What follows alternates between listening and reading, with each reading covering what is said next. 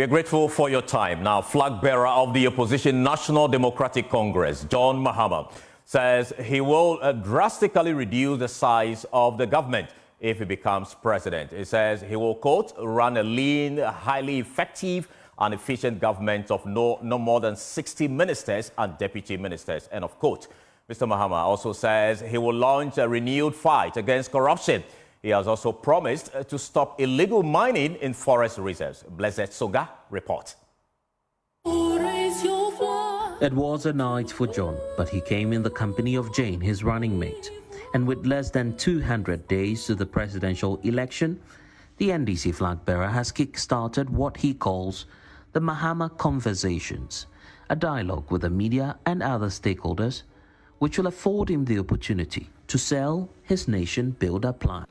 In addition to my digital conversations, I intend to have a number of such media engagements, not only in Accra, but in other parts of the country.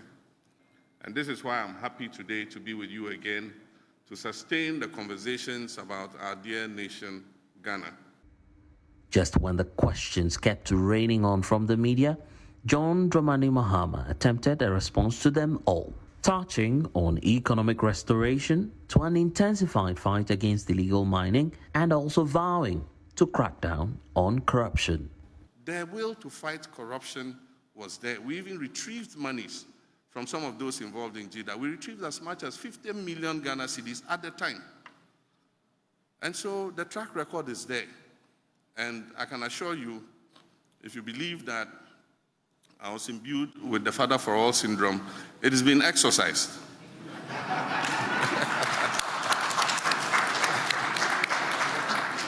And it's been exercised because it's a demand by the people of Ghana. The people of Ghana are asking for accountability. Galamsey is a problem of compliance. We have all the laws. We have everything. It's the enforcement that is the problem. And the enforcement is a problem because those who should be enforcing it are part of the problem. Today, DCs and ministers all have small-scale concessions, and I indulge in Galamsey. And that's why I said, any person who serves in my government, if you want to be a small-scale gold miner, go and be a small-scale gold miner. If you're a DCE, be a small-scale gold miner. Don't take public office under my administration.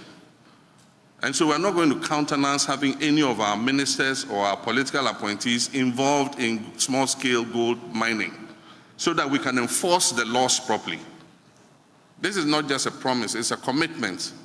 I will reset the economy and Ghana will be open for business for 24 hours a day.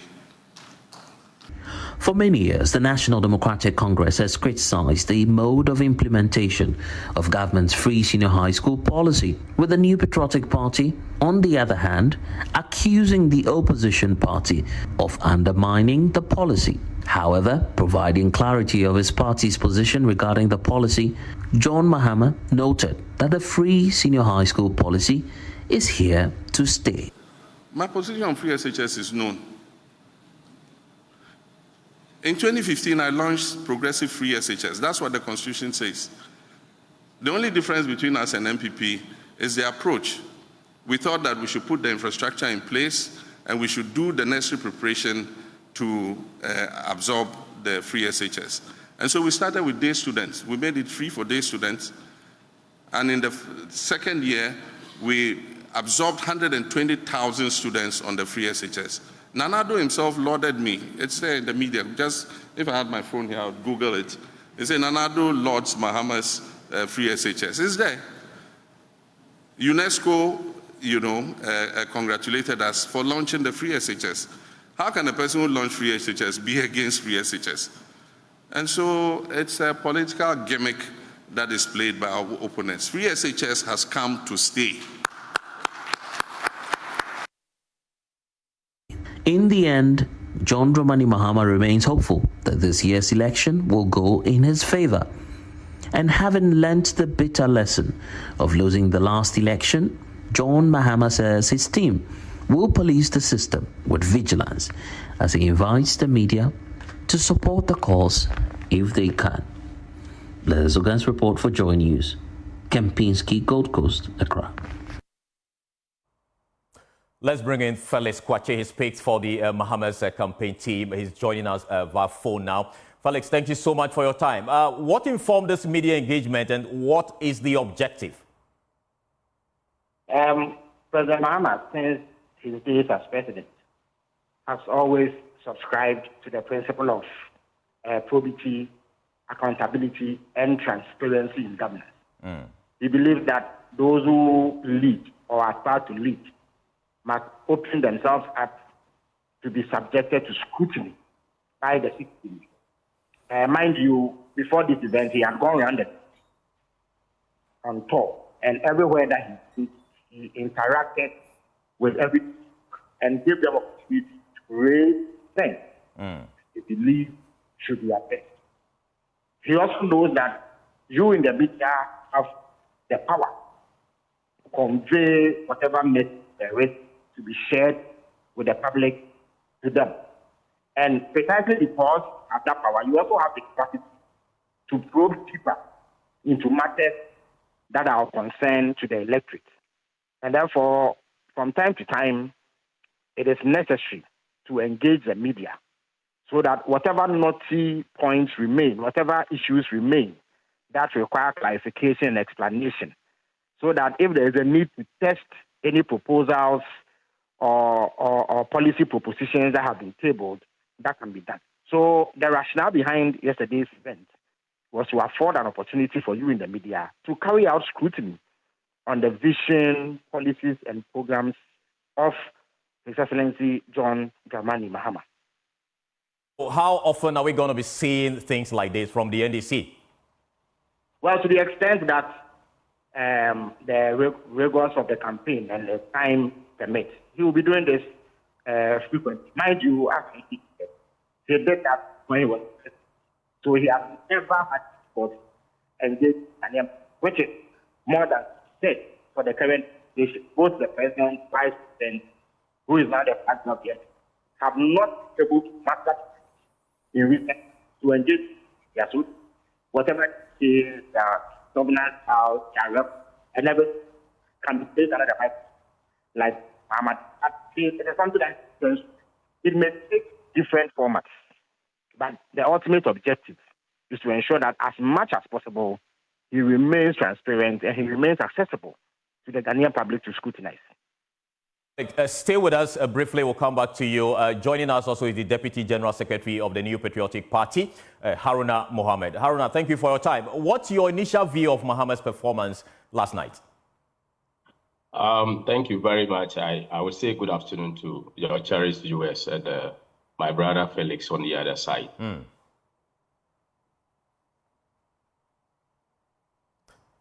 Hello, Haruna. We seem to be having some connection challenges there, yes. But Haruna, if you can hear me, proceed.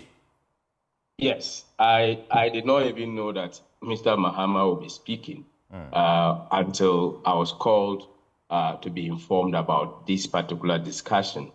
Lo and behold, I went onto the media to search and see whether there is something new that was presented by former President Mahama. And virtually, I haven't seen any new thing that was said by him. And he always seek his confidence about an implementation of a free senior high school policy, which he has said that if he had 2 million Ghana cities, he would not invest in free SHS. So to turn around to tell us that he indeed implemented free SHS is for the Ghanaian citizens to judge.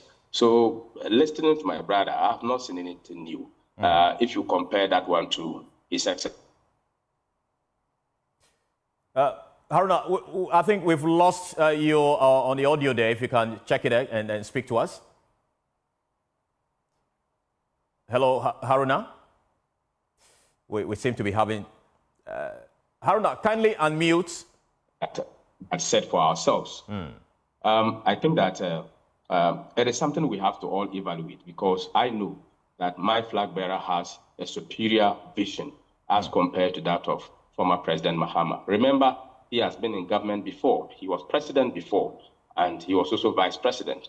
This is Dr. Baumia, who has not been president before, and he has enumerated what he has done in assistance to His Excellency the President Nana Addo Dankwa Akufo-Addo, and his vision to make sure that education becomes a very good pivotal point for human resource development. Macroeconomic stability is something that is going to take very serious. Okay. Tax reforms is something that he's going to also look at to be able to enrich the Ghanaian industry, looking at job creations and technology inclusion in terms of governance systems. So I think that Dr. Bawumia has a superior vision, having listened to my brother and also picking a snaps of what's happening within the media space. Okay, in terms of what we saw last night, some are raising the issue that Bawumia should do a similar thing where questions will be asked regarding the economy and other sectors of the economy. Are we likely to see a similar platform from the NPP? If you look at Dr. Bawumia's approach to this campaign, and since its inception and introduction into Ghanaian politics, he has changed the dynamism of politics within the space of Ghana.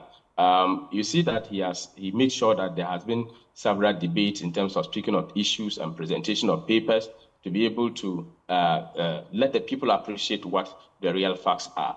Dr. Bawumia, after his election, he went around all the regions. And you know the kind of category of people that he has met, the kind of questions, the clergy, the youth connect, the chiefs, House of Chiefs. He met a lot of groups. They have asked him several questions. We have a lot of timelines as to how we are going to present our message to the people of Ghana. We are not in competition as to how Mr. Mahama presents his case. We are only in competition of making sure that the right message is sent to the good people of Ghana. Dr. Bawumia has severally engaged the media, and one of the platforms was what we did at the UPSA. Media were there, questions were asked, presentation was made by his vision, and then it was enumerated clearly. And the 70-point agenda and vision of His Excellency the Vice President, when elected the President, was clearly stated. And I believe that these things have been clearly interrogated by the media, and Dr. Bawumia has always availed himself in terms of media interactions. We are grateful, but hold on for us. Let me go to Felix. Felix, Haruna believes nothing new actually came out of yesterday's engagement that Mahama had with the media. What's your reaction? Hello, Felix? Yeah, hello, can you hear me? Yeah, I can hear you now. Yes, I would have been surprised if my brother had said otherwise. You can expect that kind of rhetoric from the competition. So for me, it is not worrying. The point is that everybody who was there yesterday saw and heard Mahama about it. He spoke on the 24 hours, which is not policy that any government has implemented. He said he has spoken about choosing a vice-president trap. Hello, Felix, if you could reposition yourself so we can hear you a bit clearer, that will help. Yeah, can you hear me? Yeah, I think it's okay now. So Mr. Mahama spoke about the 24-hour economy proposal, which is a new policy that no other government in our history has implemented.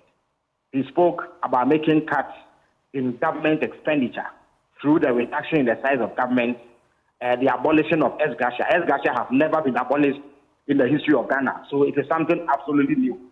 Even regarding CS, he said that he was going to ensure that dedicated funds, there's no funding, funding it.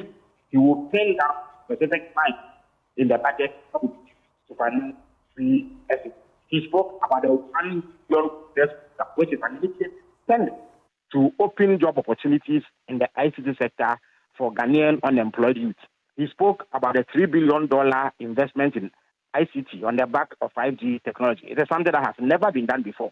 That definitely is novel. And he went on and spoke about constitutional and governance reforms, which would ensure that our constitution, even though it has served us well over the period, becomes fit for purpose and that it becomes relevant as we move to the next stage of national development. So there's so much that was new and novel. I'm surprised, therefore, that my brother will say that. But anyway, you can understand that he's engaging politically. Okay. The issue, yes, go ahead. Briefly, before I let you go, sure. Is the NDC preparing Mahama for a likely debate with Bawumia based on what we saw yesterday? Is that a plan? President Mahama has always held his own. Indeed, Bawumia has never engaged in any presidential debate before. President Mahama has done so on 2 or 3 occasions. So he is a veteran to presidential debates. Everybody who watched him yesterday saw that he put up a commanding and compelling performance. He showed knowledge of his brief. He understands the minutest details of government. So he stands ready, willing, and able to engage in any debate. But that is not a matter for me to pronounce on. No such decision has been made. No such proposal has even been tabled. But let nobody be in doubt about President Mahama's capacity, as it were, to take on anybody on the issues that matter in this particular election. Felix Kwache Ofoso, we are so grateful for your time. Let's bring in Professor Kobe Mensah, and later we'll go to Haruna. Prof, what's your general impression of this strategy by the National Democratic Congress candidates to engage directly with the media?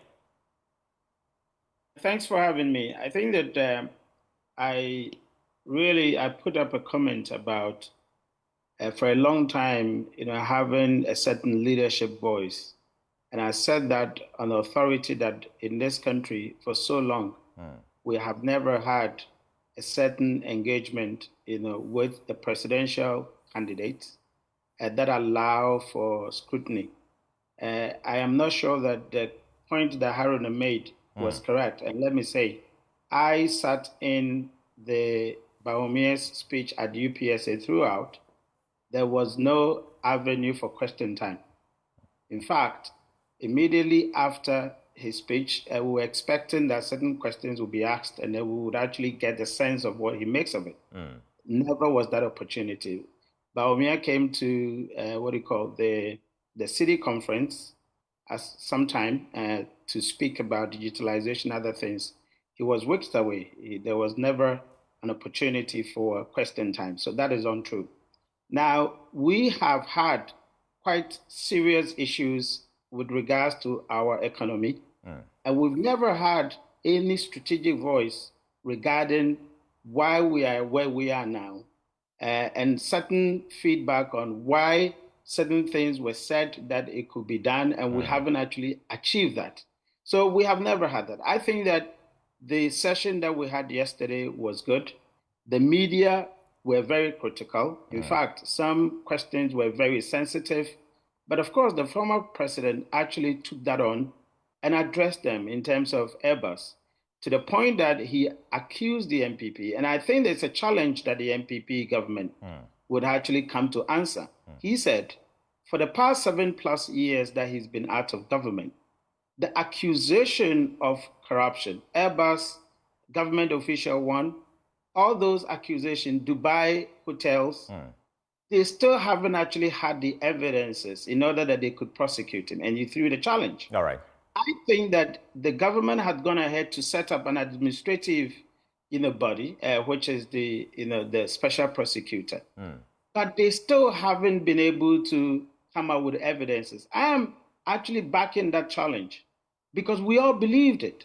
Yet there is no single iota of evidence that is in the public domain.